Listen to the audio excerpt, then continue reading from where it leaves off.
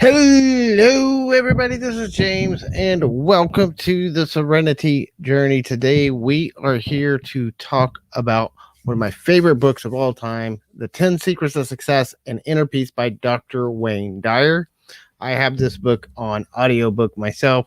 I have listened to it hundreds of times over the last several years. I've had a couple of physical copies of it as well, but it is one of my favorite books when it comes to understanding the pathway to inner peace. So I hope that you can hear me okay. We are checking this out. Hold on just a minute. I'm going to check on the YouTube side for just a second.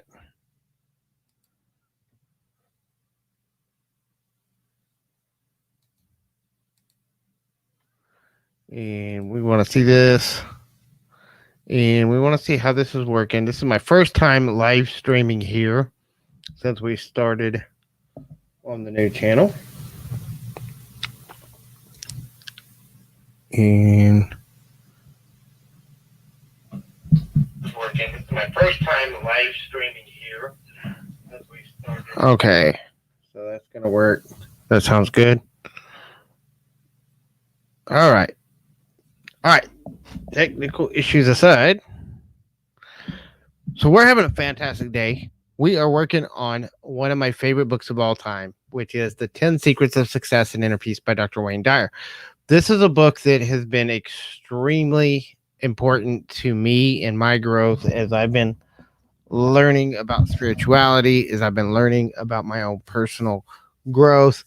This book was one of the ones that really kind of helped make a huge shift in my ability to find peace in my life, to find peace with myself, and peace with other people in my life. So this is something that is one of the essential reads. There is a link to the book down in the description below if you want to check it out. And it's on Amazon. You can also buy it directly through Hay House, which was his publisher. But since I'm not approved for the Hay House affiliate program yet, I have it set up through Amazon. So, one of the things that he talks about is really in this book is defining what peace is, and it's a set of 10 principles that are going to help you to, when you apply them into your life, they can help you to be at a more sense of peace with yourself, with the conditions that you face in your life, with the things that you go through. So as people come in, if you're watching this on the replay, leave me a comment and let me know, what are you doing right now to get more peace in your life? What are you doing that's causing turmoil? What situations are you facing that's causing a lot of turmoil in your life right now? Those are the kind of things that I'm really trying to help with. And the more people can let me know specifically what areas they're struggling with, the more we're going to be able to help people find a sense of peace with it. You know, we've been doing a series on the Serenity Prayer. One of the things I've been talking about a lot in that series is our conditions cannot create peace for us. When we're looking to our conditions, everything outside of ourselves, to give us a sense of peace in our lives, we're going to experience contract. Because as long as things are going our way, it's easy to be peaceful when things outside of ourselves are bringing us our peace. But when we make peace the priority, and then we create our view and create our beliefs about the experiences we're facing based on what we choose to feel about them, rather than the other way around, now we're empowered to look at the situations that we face differently. And I've done this with many things. I shared this before, but when we first found out about my daughter, for those of you, if you're new here, my daughter is born with a brain deformity. And when we first found out, it was a lot of turmoil. There was a lot of struggle and strife. The doctors wanted us to terminate the pregnancy. But we went inside, we did a lot of work, and we decided, I'm going to be at peace with this. And so we did, and I went into meditation and I prayed and I surrendered, which is one of the principles we're going to talk about later on, is surrendering, letting go of it. We surrendered the situation up to God, to source energy, to creator, whatever you want to call it, the source that we all came from. And when we did that, then we were able to find a sense of peace with the decisions we had to make.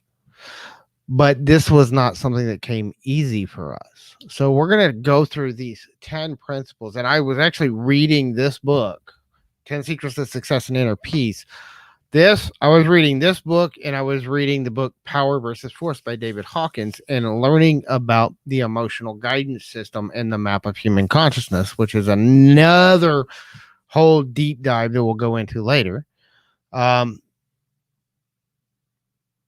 reading those two books around the same time that we found all this out is part of what helped me through that time, through that struggle that we went through. So the first principle is to have a mind that is open to everything and closed to nothing. The first principle in finding peace in your life, having a mind that is open to everything and attached to nothing. I'm sorry, I misspoke. It's having that. And there's two parts to this. First, the open-mindedness. There's a lot of people that are just very closed-minded in their approach to life. They're set in their ways so much that anybody that springs differently than them is automatically discounted as being evil or being a bad person just because they don't share the same philosophies or worldview as you do.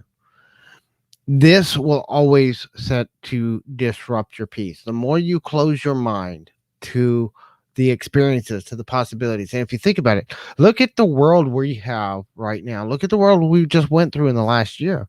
A lot of the turmoil and struggle that happened, a lot of the conflict that's happened over the coronavirus and the way people have reacted to it was because of their closed-minded approach to dealing with the situation instead of being open to listening and open to the ideas of other perspectives when dealing with the situation. And their need to be right was more important than their need to listen to what's going on with other people. It's what's going on politically. This is what's going on. This is the cause of all racial turmoil. Closed-mindedness, not being open to new ideas, not being open to other people's perspectives that are different than yours. I am, and I've been accused of being closed-minded, usually by other people who are closed-minded, and it's because I'm not buying into their way of thinking. Now, one of the things is that doesn't mean when we say you have a mind that's open to everything, that doesn't mean that we believe everything we hear. It doesn't mean we buy into everything, but we are open to different perspectives. We're open to experiences, and we're open to allowing other people to have their perspective. And we're open to looking at things differently. For example, just not that long ago, just a few months ago, I've always been one of the areas I was always kind of closed-minded on myself was astrology and tarot and those kind of divination type things. I always kind of was closed-minded to that kind of stuff. And I decided when I started working on this content and started working on, I knew when I started this channel, I knew when I started working on this content, I was going to be teaching from this book.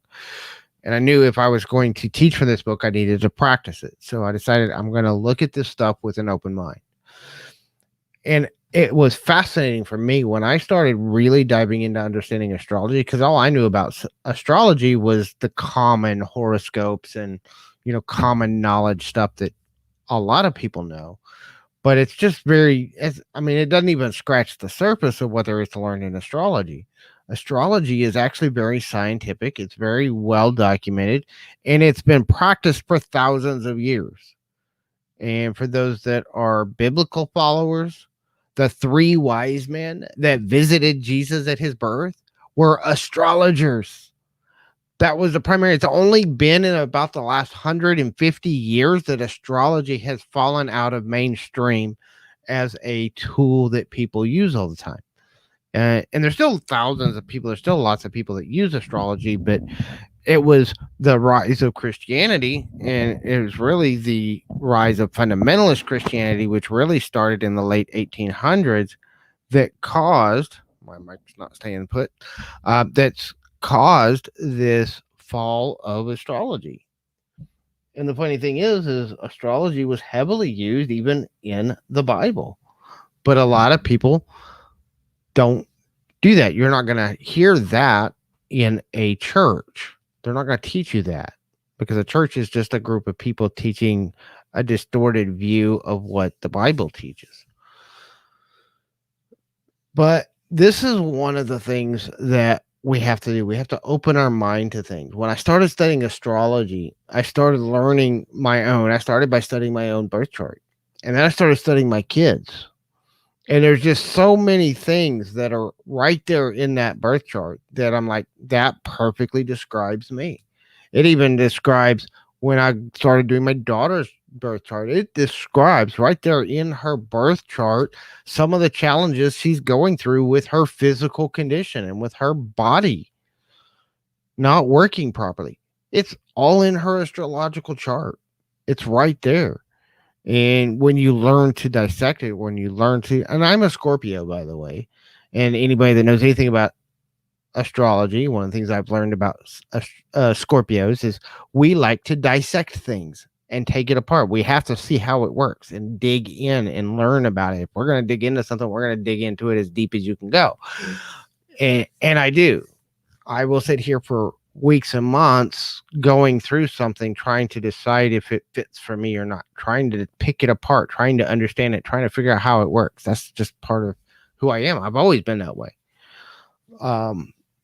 And so whenever I had this open-minded approach to it, I started opening my mind to new ideas. I started opening my mind to different things. I started doing tarot readings and listening and paying attention and understanding the tarot, what it means and what it's about. And these open-minded approach to these different philosophies and different aspects really kind of helped open my mind, open me up. Hello, Adrian. Yes, I am here. Hey, hey. So that's the first part of the first principle, is having a mind that's open to everything. And then the second part of this first principle is having a mind that is attached to nothing. And this is a part that a lot of people really get kind of tied up in a knot over, is how do we, we don't want to be attached to people. It's not being attached emotionally to things outside of yourself that you can't control. It's letting go of those attachments to ideas and beliefs that keep you stuck in a rut. Most hardcore, people that are out there, most wars, most battles, most conflicts, most of your suffering and struggles in life comes from an attachment to something. It comes from an emotional attachment, a sense of identity coming from your relationship to something outside of yourself. Think about it. I have a friend of mine, and he's going through a lot right now. One of my former coworkers, and his son passed away just a few days ago from cancer. And one of the things he's struggling with is because he has this attachment to his son. And I'm not saying that it's a bad thing, that it's a wrong thing, but he has this sense of identity as a parent. And, a parent losing a child is probably one of the most difficult things you will ever face in your life. Watching your little child suffer painfully and then pass away and nothing you can do about it is probably one of the most painful things you will go through. And I've already opened the door to talk to him, and if he takes me up on that, I'll be there for him. But I know that some of that suffering is because he has this sense of identity, this attachment to his relationship with his son. And if he was to heal that and reframe his attachment to his relationship with his son, it would ease his suffering. And I know this, and I've worked with other people who have done this. When you have situations, conditions in your past, I was abused as a child. My stepmother was not a very nice person.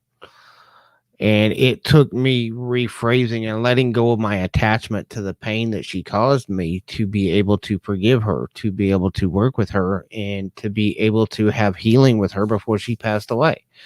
And as it was, she had caused so much damage with so many other relationships with other people, and they weren't willing to let go of their attachment to their own suffering, that they weren't willing to heal.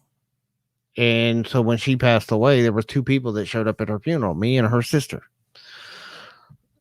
And it's sad to see somebody go that lonely, but a lot of it was attachment. And she had a lot of attachments. She was attached to stuff. She was a hoarder. And in fact, there's a few things like that box right there and that box right there. Some of the stuff right there was stuff that I got out of her hoard of stuff when she passed away. But we gave away 90, probably 95% of the stuff that she had. We just gave it away, donated it to other people, threw a bunch of stuff away because she was so heavily attached. She was a school teacher and she had every single homework assignment her students ever turned in case they called her and needed that assignment. Now, she hadn't taught in over 30 years. I don't think anybody's going to be calling her. I'm 45 years old. I've been 20 years out of high school. And I can guarantee you, I have never even thought about a homework assignment that I turned in when I was in high school, much less needed one. But she wouldn't let it go because somebody might need it. She was too heavily attached to all that stuff, emotionally attached. So if you want to find peace, this is that first principle of the 10 secrets of success is you have to have a mind that's open to everything and detach yourself emotionally from things outside of yourself, especially those things you can't control, which is pretty much everything outside of yourself. When you find this detachment, you're going to find a better sense of peace inside yourself. So number two, the secret number two to the 10 secrets of success and inner peace is don't die with your music still in you. And this principle is all about understanding I personally believe we're all born with a purpose. We were all born with a reason for being here. And we have something that we are here to bring to the world. And this is what he talks about. Don't die with your music still in you is don't die without sharing the message you have to share with the world. That's why I'm here. That's why I'm doing these videos. That's why I do my blogs. I've been working on trying to figure out how to share my music for over 10 years. A lot of it was trying to figure out really what it was. Part of when I talking earlier about diving into astrology, I've always had a fascination with spiritual studies. I've been studying spirituality since I was about 15 years old deeply, and I was always fascinated with it. Even as a little child, I always, my exposure to spirituality that young was biblical. It was in the church, and I had a falling out and disagreement with the church in my teenage years, but I always had a fascination with spiritual teachings. Even as a little child, all the way up, it's always been the biggest passion in my life, the biggest thing, that one thing that's always driven me. It's the one thing but I also had a teacher when I was in my late teens, early 20s. There was a well-meaning teacher, and I love him to death. He's still one of my great mentors. He's still somebody I call for advice. I just talked to him a few days ago. But one of the things he told me from his own perspective, his own beliefs, was that you can't sell anything related to your spirituality. You can't make money from that kind of stuff. And so for the next 20 years, the one thing that I wanted to spend my life doing and I wanted to do as a career, I couldn't do as a career because I bought into this belief that I couldn't make money from doing these things. I would be selling my soul. I would be selling my spirit if I did these things. It wasn't until just honestly within the last year and a half, as I've been working on some of my own inner work and dealing with some of my own issues and integrating and going through and doing subconscious work, that I realized I still was holding on to this belief that I couldn't make money from those things. And that's why I wasn't teaching them. This is what my entire life has been, to teach this kind of stuff. But I was doing all kinds of other stuff. I was doing stuff on YouTube. I was teaching blogging. I was doing storage units, doing all kinds of other stuff. But the one thing, and it was all good. I don't think it's wasted time because I learned so many skills and I developed so many other things that I need now. Uh, During that 10 years, it was kind of like a training ground for me. But this is really where my home is: spiritual principles, teaching people how to find peace in their life. This is really what I've been doing since I was 15 years old. I'm just finding a new way to do it and finding a way to make it what I do and just making it a part of everything that I do. Because I've been teaching people how to find peace in their situations in their life since I was 15. Since I was 15. I didn't know it then. I didn't call it that then. I didn't really know what was going on. But when I was 15, I had people coming to me and asking me questions. I had this burning desire. And this is when he talks about finding your music. Don't die with your music still in you. You have this burning desire inside of you to share something with the world.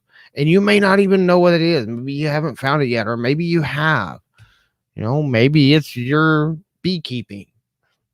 If that's your burning desire, then share that with the world. If it's your art, share that with the world. Whatever it is, it's up to you to find. Now, for me, one of the things I found fascinating, again, this is going back to what I was talking about in the last principle with my study of astrology. I found in my own astrological chart, almost every reference to the career path had something to do with spirituality. And so, and as I was reading this, as I was doing this stuff with my birth chart, I was like, that's what I've always wanted to do, but I can't do it. And so this is when I really started looking inside myself and saying, you know what? I need to do this. I need to find a way to do this. And I need to start taking this seriously. And since then, things that I was working on 10 years ago have started coming up again. I've got 3 books that I'm in the middle of writing that I've been writing on for 10 years.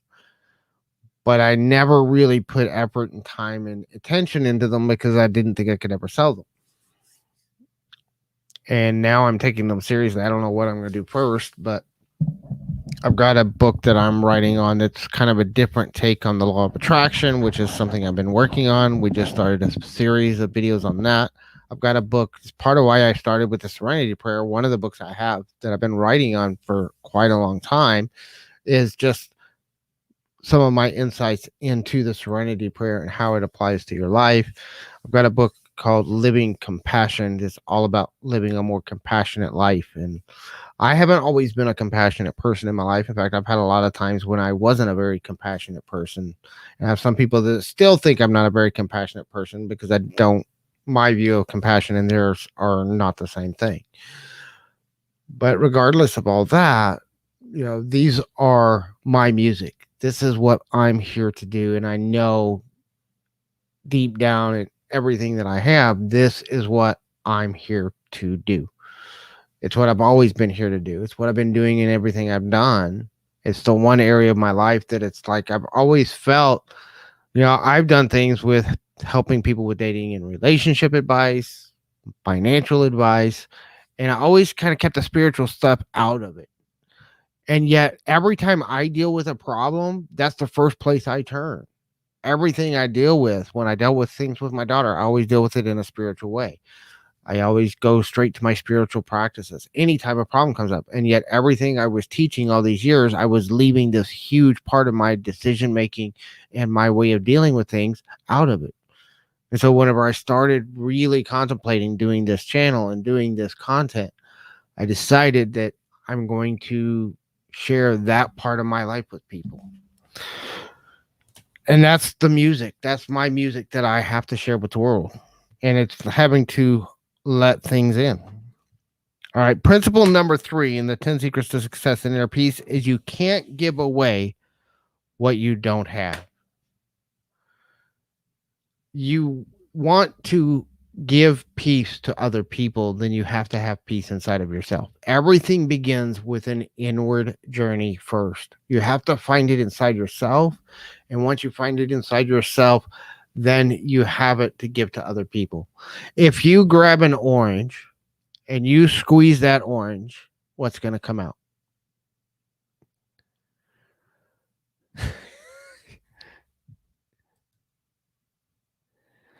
I've done that a lot, but a lot of it was me just searching for what is that thing I'm here. And you're young. You're still a lot younger than I am. And you know what? I know people that are in their 50s or 60s when they figure this out. You got plenty of time. So it's okay. So you can't give away what you don't have. When you squeeze an orange, you get out orange juice. Now you can't squeeze an orange and get out apple juice. You can't squeeze an orange and get out wine. Well, unless it's been sitting there for a while and it's fermented. But you can't squeeze an orange and get out anything other than orange juice. Why? Because that's what an orange is filled with. And the same is true with you. When life puts pressure on you, it will only squeeze out of you what you filled yourself with. If you filled yourself with anger, with hatred, with rage, with jealousy, with greed, with resentment, when life puts pressures on you, that's what's going to come out. For a big part of my life, that's what came out when life would put pressure on me, because that's what I was filling myself with. Some of it, I had a lot of excuses for it. Some of it, I blamed the abuse I went through. I blamed a lot of things. But the fact is, I filled myself with those negative emotions. And it took a lot of work. It's taken me a lot of time. But now, when life puts pressure on me, I give love, I give peace. The reason why is because that's what I'm filling myself up with. That's what I'm surrounding myself with. How do you fill yourself up with this stuff? Pay attention to what you're inputting into yourself.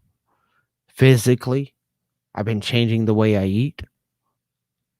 Mentally, I'm changing the thoughts I think. I'm changing what I put into my mind. I'm spending more and more time listening to personal development stuff, listening to positive messages, things that are going to help me on my own journey of growth, things that are going to help me with my business. I have almost completely turned the TV off, except for when I'm with the kids, and usually then we're watching cartoons. And even then, we're watching cartoons generally with a more positive message. And good. Thank you, Adrian. Have a good night. I know it's kind of late.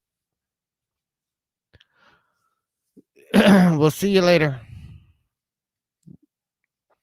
So fill yourself up with your inputs. What are you feeding your mind? Emotions, the TV programs that you watch, that's going to affect what you're filling your mind with.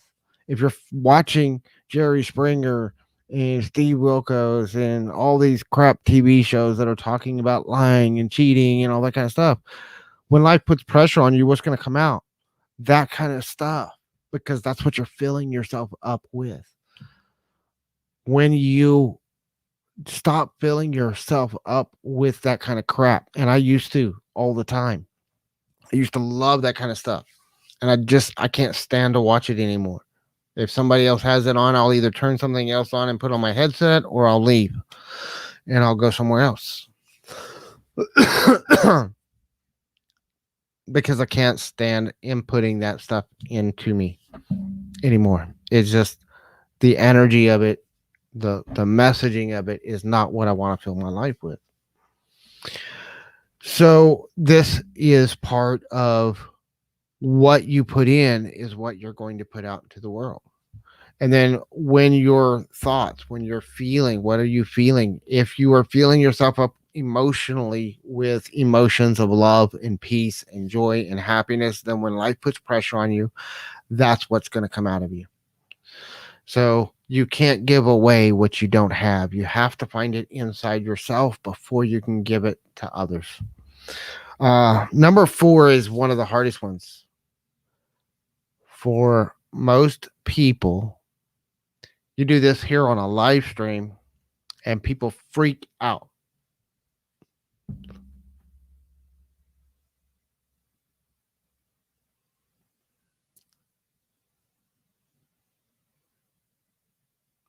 That makes people uncomfortable.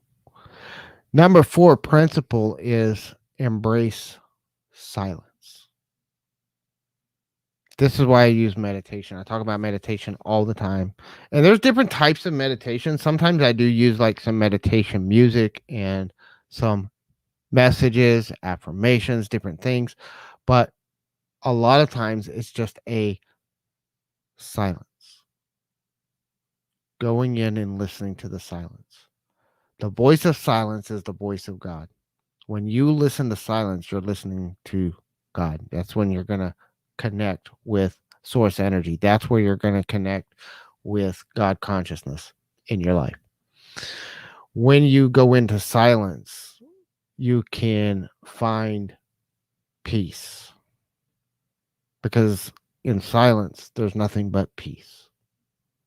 Turmoil always comes with noise. Turmoil always comes with lots and lots of noise and chatter. And but when you go into silence, you can find peace in that. And a lot of people don't like silence. My wife, we're driving somewhere, she cannot stand to go somewhere and not have the radio blaring. She comes home, the TV's on or the radio's on. There's constant noise going on. I have to put on my noise canceling headphones to get silence in my own home.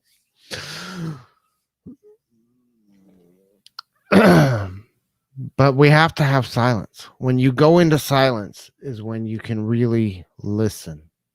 This is when you can really hear. And silence is where you find truth. And there's an old saying, it's not the notes that make the music. It's the silence between the notes. Silence between the notes is what makes the notes turn into music. If you just have a note, it's just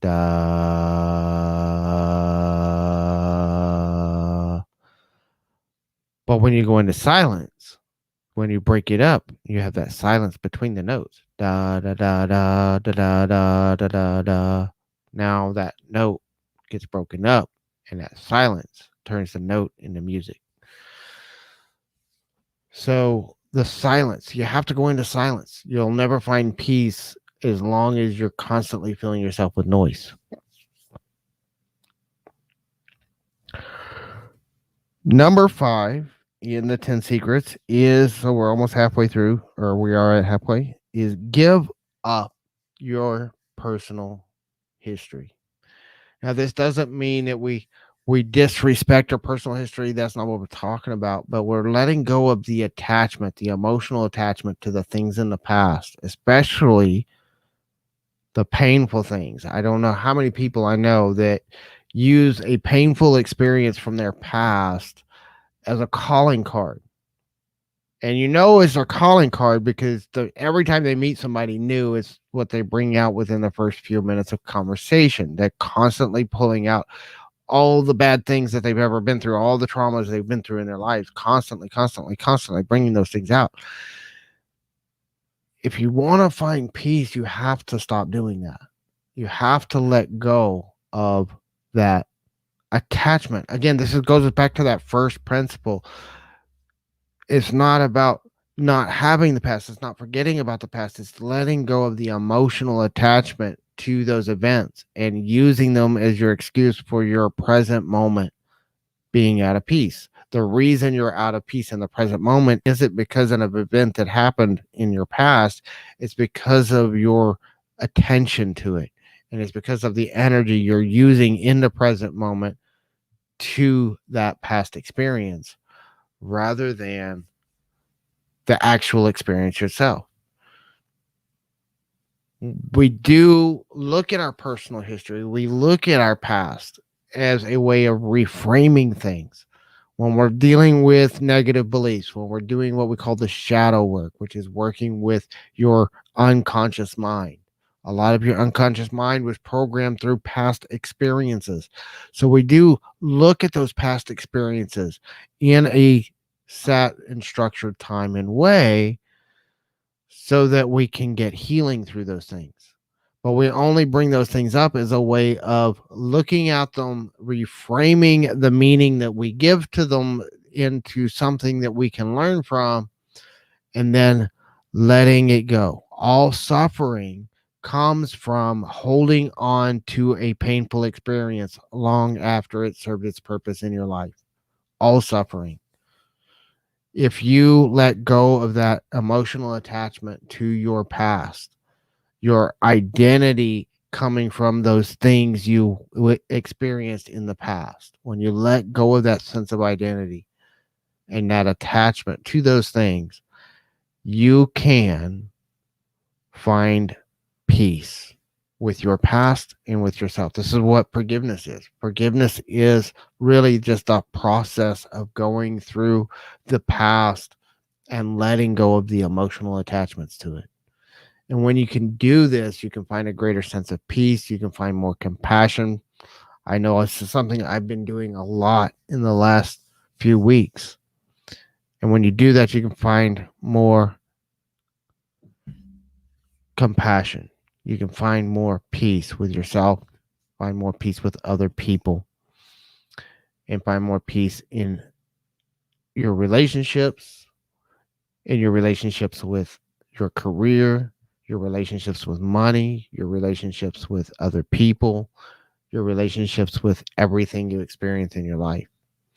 When you have a peaceful relationship with those things, then you're much easier.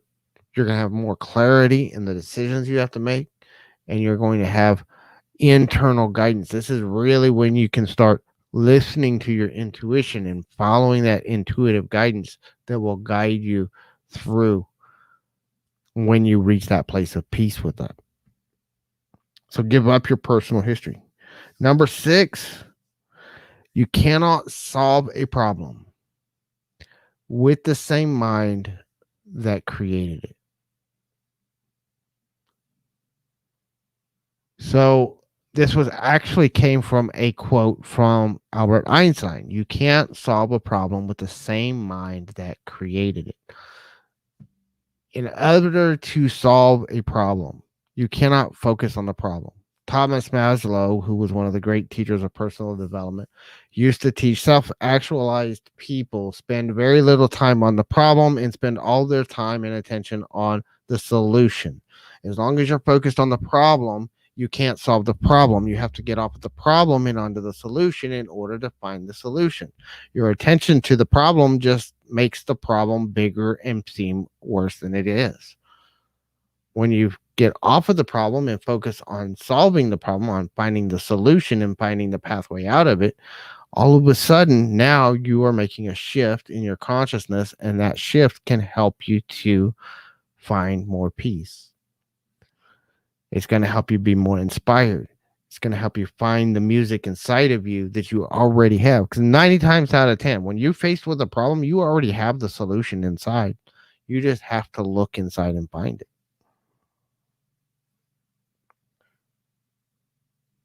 Number 7, there are no justified resentments. Holding resentments against people for their past. This is again letting go of the personal history. When you're holding resentments against people, this will always bring you out of peace.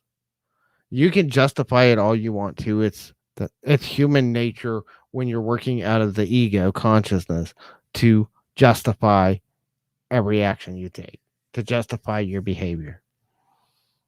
But there are no justified resentments. You have to let go of justification for your resentments if you want to find peace in your life. If you want to truly find lasting fulfillment and success and peace, you have to let go of all resentment. Resentments against other people, resentments against yourself, resentments against events. Let go of the need for resentment. Only through peace will we ever have world peace. I posted this on my Facebook the other day when people have asked me, how do we find world peace? This is one of the keys to finding world peace. We have to, as a culture, let go of resentments. Because until we start letting go, and we can't do it as a group, it's only something that's ever going to be achieved when enough people individually do this, that they don't hold resentments against other cultures. A lot of the cultural divides, a lot of the racial groups, a lot of the, Republican versus Democrat political battles going on, all of these, sexuality battles going on. I don't care about which side you're on. Both sides are just as wrong because they're holding resentments against the other side by focusing on perceived wrongs instead of finding peace and knowing that only with peace with myself and then having peace outside of myself will we ever find peace as a world, as a culture, as a group. We will never find peace as long as we're holding resentments.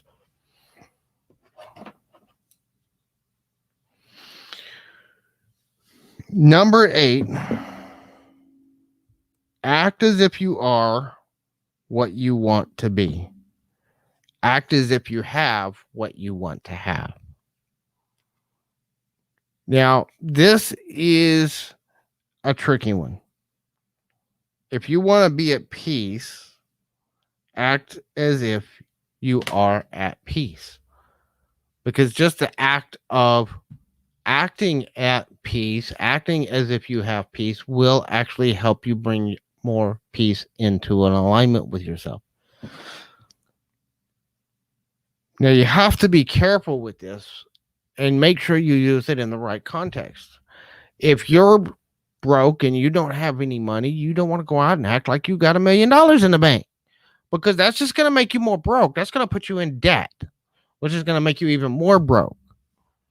So you have to think your way through it. You have to do this intelligently, but you want to act and work yourself and present yourself as if you already have what it is you're trying to create in your life. If you want to create more peace, if you want to be more successful, you have to behave as if you own that. You have to do the manifestation. This is part of the law of attraction. You want to do your manifestation work where you're acting for what you desire, and then you have to get the feeling of already having it even before it physically shows up in your life. It won't physically show up until you find the feeling of it. And you're not going to find the feeling of it until you start acting upon the idea of having it. Now, part of where I see this is I look at it like we are preparing the way for it to show up. So, in other words, I'm not going to go around and, brag about my millions of subscribers I have on YouTube when I don't even have my first 1,000 yet.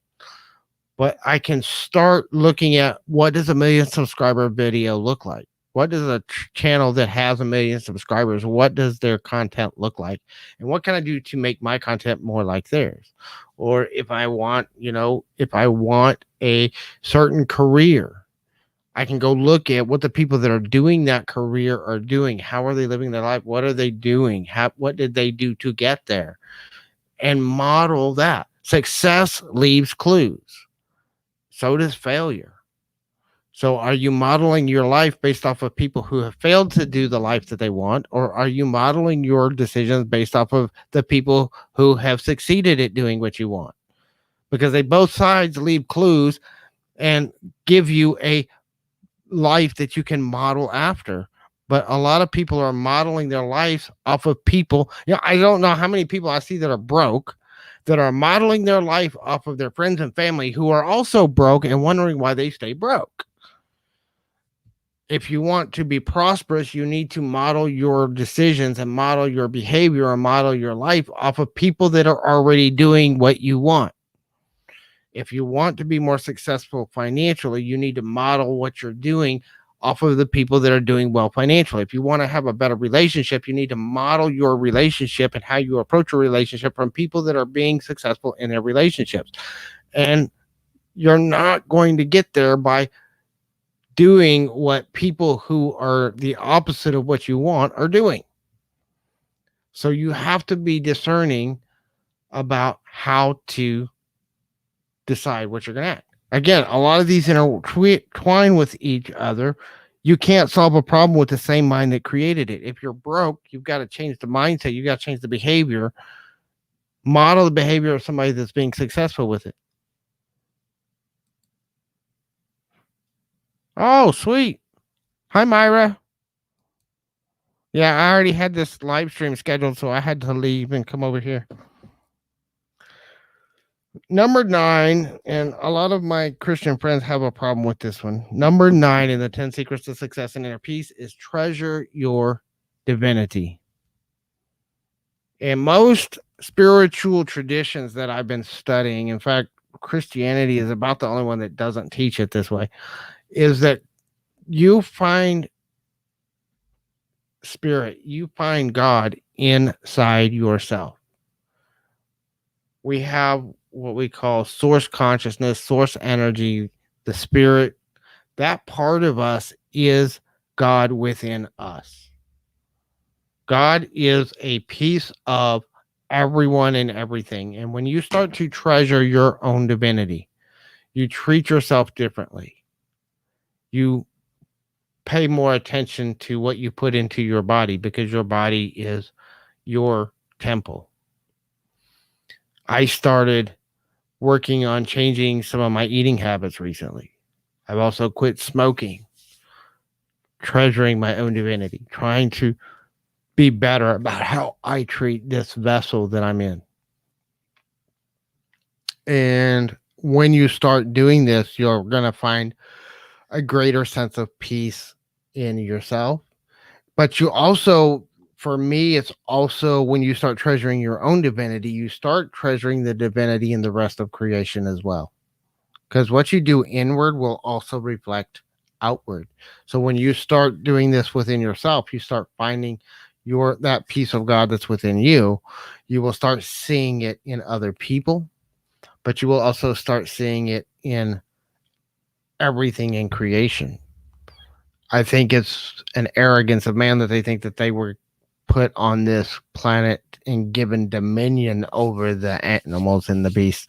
We are brothers and sisters with the animals, with the plants. And when you get to a place where you realize you are an important part of creation, and that the tree and the grass and the ants and the bees and the other creatures that are out there in your yard are just as important a part of creation as you are. And they have just as much of a presence of God within them as you have within you. And you treasure your own divinity and you treasure theirs. You will find a sense of peace that just completely and totally transforms a lot of how you view yourself in the world around you.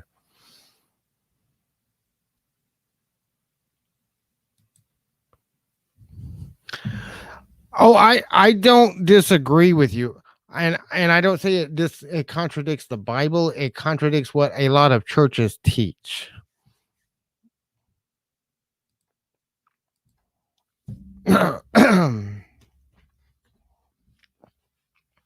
So treasure your divinity because we all have God within us, everyone and everything.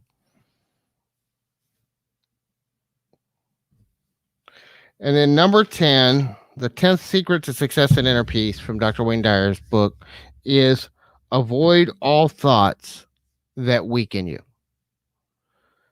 And this is one that, especially in the beginning of the program, I talked about the book Power versus Force.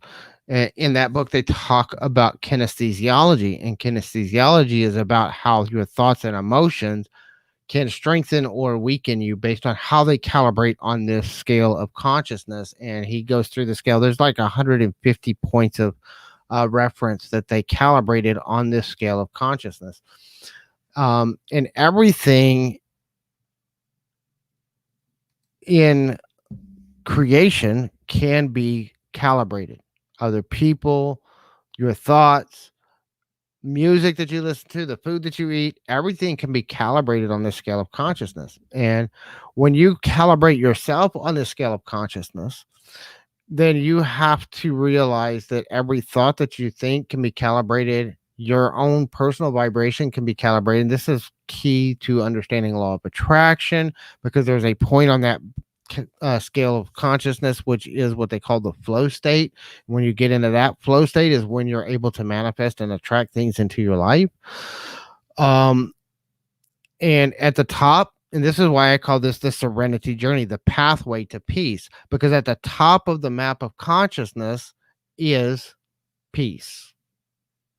You have the top two at what he calls the map of consciousness, and what he calibrates with his scale that calibrates from 1 to 1,000 at 560 on the scale of consciousness is peace, and at 700 is what they call enlightenment. And enlightenment is the state of awareness that very few people ever reach. That is the state of Buddha. That is the state of Christ consciousness. That is the state of Lao Tzu. Very few people in history have ever reached that state of 700 on the map of consciousness. Christ was calibrated at 700. Um, Buddha, I think, was calibrated at like 690, so just below uh, the enlightenment consciousness. But as we calibrate up, as we grow, as we go through our own spiritual journey, we're constantly elevating our own consciousness, raising our vibration. And as we raise our vibration, we have to let go of the lower level thoughts that are lower on the scale, because they will bring our energy down. They will bring our vibration down to those low levels. So you have at the very bottom of the scale, you have depression, you have jealousy, you have greed, you have anger, you have hatred. Those are the bastard emotions. Those are the emotions that we want to avoid completely, because those are at the very bottom of the scale. They low, very, very low vibrational energy in those thoughts. And whenever you think those kind of thoughts, when you're in that energy, that is the energy that you will vibrate at when you are thinking thoughts in that level, when you're feeling emotions in that level. When you start thinking higher level thoughts, you move your consciousness up the scale, you raise your personal vibration. So when we talk about raising your vibration, this is what we're talking about. We're raising ourselves up this map of consciousness. And I'm going to be doing a lot of videos on the map of consciousness in the future. It's a very in-depth study. It's something I've been studying for 10 years, and I've barely scratched the surface of understanding it. But as we dive into the map of consciousness, we realize that the more we understand these emotional states and how they affect everything, and they affect our energy flows, you can even get into the higher states of energy, and you get to a point where you really don't even have to eat and sleep as much, because you can flow energy from the universal source rather than having to bring it into your body from outside. And I've been in those states. My thing is, I've never been able to maintain those high level states, but I have had experiences at those high level states, very intentional experiences. I've done rituals, things when I was working with the Native American people. I did a ceremony of what they call umblecho ceremony, which is basically a vision quest ceremony. And one of the things that we did in the preparation was all this work to raise my vibrational energy. And I went for up to 4 days without eating, without drinking, without peeing, without any of those things, and with very little sleep. And during that time, but it was because I was in this very, very high vibrational state that allowed me to do that. Um, it's not something that was easy. It was not something that, and I had to be very mindful throughout the whole thing of my thoughts and my feelings and my emotions, and keeping myself in this balanced energy in order to complete that ritual. It's not something that people can maintain for most people. You work your way slowly up, and as you go through life, as you experience more, you can raise your consciousness and raise that vibrational energy over time. But I've met very few people that were actually able to maintain a super high vibrational energy at all times. We go through contrasting experiences, and I think it's supposed to be that way. I think we're built that way. We have this polarity of emotions, and we are supposed to experience those. So, have you read the Tablets of Thoth? No, but that's something else I'll put on my list of things to look up.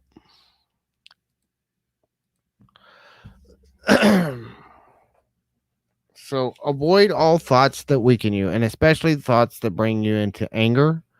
The what one of my teachers taught this way is what he calls the four bastard emotions: hatred, rage, anger, jealousy, and greed are the five. The five: hatred, rage, anger, jealousy, greed are the five lowest emotions that you can feel. All five of those emotional states, all they do is weaken you. No matter where you're at on the map of consciousness, you can be at a very low vibrational state, and those emotional states weaken you. They make you feel stronger for a moment, but they actually weaken you. And I've spent a lot of time in some of those emotional states. Even in the recent past, I spent a lot of time in my life at those low vibrational levels, and I had to pull myself out of that. I had to pull myself up, and I had to work intentionally on bringing my vibration up to a higher state in order to achieve the things that I'm doing now. So, but these are the 10 secrets to success and inner peace from Dr. Wayne Dyer's book. We're actually going to be doing an entire series of videos where we're going to go more in depth into each one of these principles. This was just kind of a basic overview of the 10 principles today. I hope that this has been fun. If those of y'all that came in late, go back and watch the beginning. We went through all 10 principles from the book 10 Secrets to Success and Inner Peace. And if you're interested in reading the book, you can pick it up on Amazon. There's a link in the description below.